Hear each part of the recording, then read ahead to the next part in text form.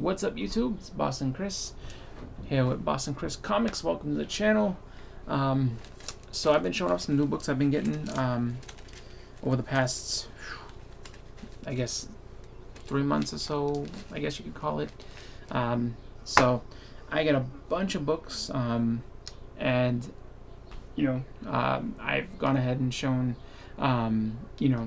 just part of it. So this is part number 3, I guess, this third group of books that I'm showing off for, just stuff I've been picking up over the past couple months.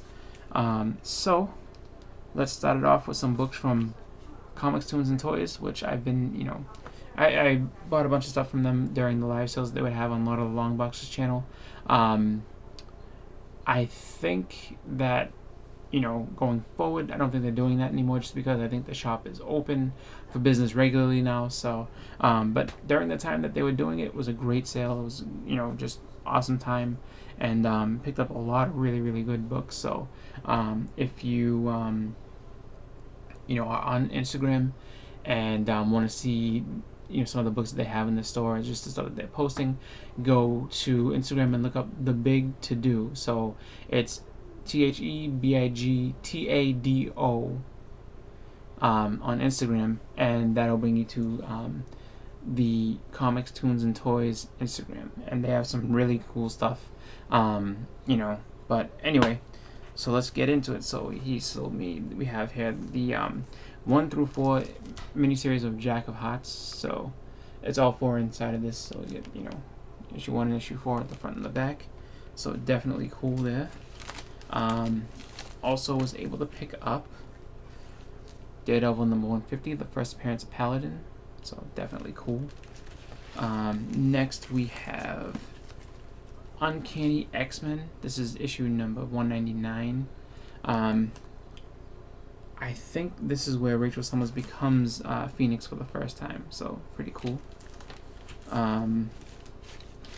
Then we have Peter Parker Spectacular Spider-Man number 131. This is part of the Kraven's Last Hunt storyline. This is actually part 3, so pretty cool. And this is a storyline that spanned all of the Spider-Man titles. So at the time, I think it was Amazing Spider-Man, Spectacular Spider-Man, and Web of Spider-Man. I don't think he had gotten to having just the regular Spider-Man title. So it's, I think, throughout those 3 books. But definitely cool books to have. Mike Zeck doing the art on these ones, so definitely cool. Then we have Tomb of Dracula. This is issue number 55. Awesome cover there with, the moon, and, I've always loved this one.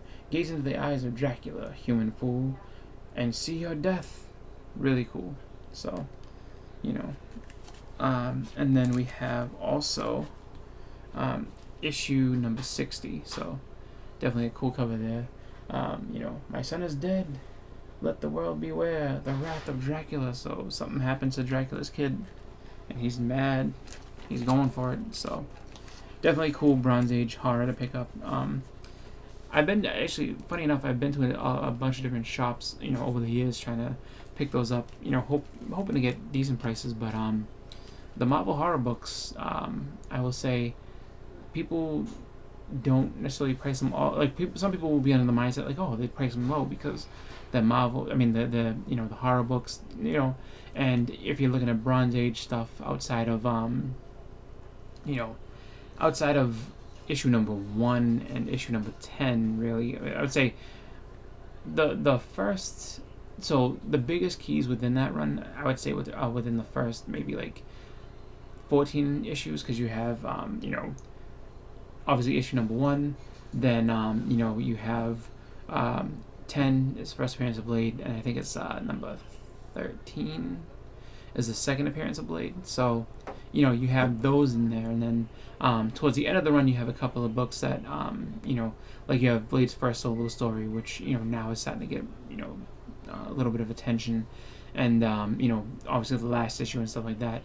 But just in terms of it, you figure 70 issue run, and there's a good amount of books that should be in between the $2 and $3 range, and a lot of places are putting them up, in between $5 and $10. Just because I guess they figure that people are gonna want them. So, and so I've been trying to collect those here and there, and I'm picking it up slowly but surely. But hopefully, I hope to have a full run of Tomb of Dracula. Maybe we'll by night. I don't think that. I mean, both of those are very hard because of First Blade and First Moon Knight. So I think it'd probably be easier to get First Blade than First Moon Knight, just because First Moon Knight is expensive. I mean, really expensive. But that's all right. Anyway, let's keep going. We have nice Jim Lee cover here, Uncanny X-Men number 277.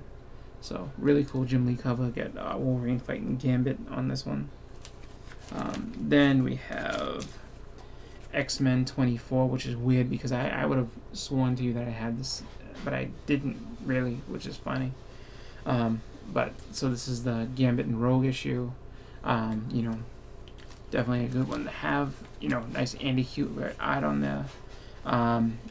Next we have Alpha Flight number 17, which this is actually a really, really cool issue because it basically recounts the story of X-Men 109, which is the first appearance of Vindicator or Weapon Omega. I'm sorry, Weapon Alpha. I think it was Weapon Alpha in that one, but Vindicator, if you want to call him that, and basically the story is being told from his perspective. So it's was it John Byrne after Dave Cockrum. So it's just like he basically went ahead and did this cover himself just because I guess Byrne didn't work on that cover. So really cool right here to see that they're gonna go ahead and redo that story.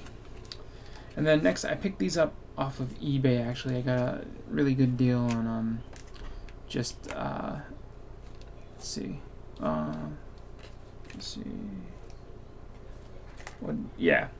so I got these off of eBay, and I was just trying to make sure, just because like I said in my last video, I've been working on getting Moon Knight Volume 1. So I picked these up, and it was just a lot of books, which is really cool, and didn't pay a ton for them. So got Moon Knight number 4, got number 5, number 6, which I really love this cover. Looks like it was a painted cover, so really cool, nice number 6 cover. Number 7 kind of has that Star Wars scroll look to it, and looks like he's fighting aliens. Bill Sienkiewicz is on his game with these covers, man. Issue number 21. So another really nice cover. And if I'm not mistaken, it looks like you have on this one Brother Voodoo standing next to Moon Knight there. So it looks like they're probably fighting some zombies. And then we have the last book in this group, issue number 28. So definitely a cool cover there. Moon Knight fighting in the desert. So really cool, really excited to have those in there, and making a pretty good dent in my Moon Knight book, my Moon Knight run. So Volume 1, I've really torn a good chunk out of it. So really excited and happy to have those books in my collection. So I'm gonna get going. I want to thank you all for watching. Again, this has been Boston Chris. I have some more books to show. Gonna go ahead and make some more videos and everything like that. But for now, I'm gonna get going. So thank you all for watching. Everyone have a great night. I'm out.